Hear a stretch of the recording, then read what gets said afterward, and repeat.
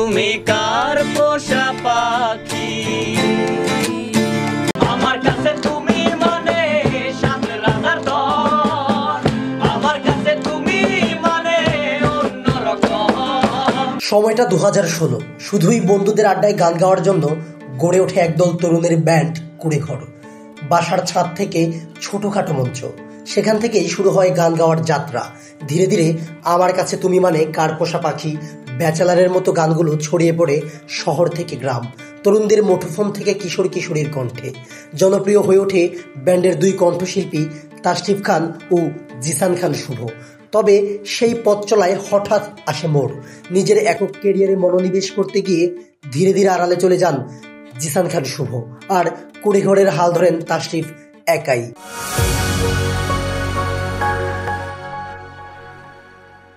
সময় গড়ায়, গানও তৈরি হয়, কিন্তু শ্রোতারা রয়ে যান সেই পুরনো দ্বৈত কণ্ঠের অপেক্ষায়। তাশরিফ ও শুভর যুগল কণ্ঠে নতুন কোনো সুর। অবশেষে সেই অপেক্ষার অবসান ঘটল। বহু প্রতীক্ষার পর আবারও একসঙ্গে গান নিয়ে ফিরেছেন তাশরিফ ও শুভ।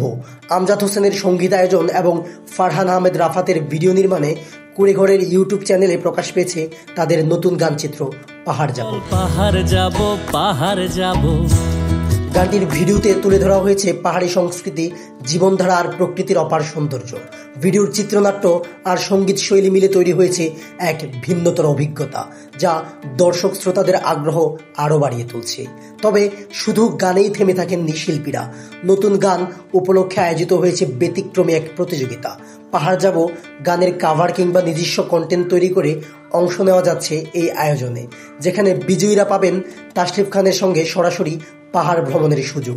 এরই মধ্যে ঘোষণা করা হয়েছে প্রথম 2 বিজয়ীর নাম, আর বাকি 12 জনের সন্ধানে চলছে উৎসব মুখর এই প্রতিযোগিতা।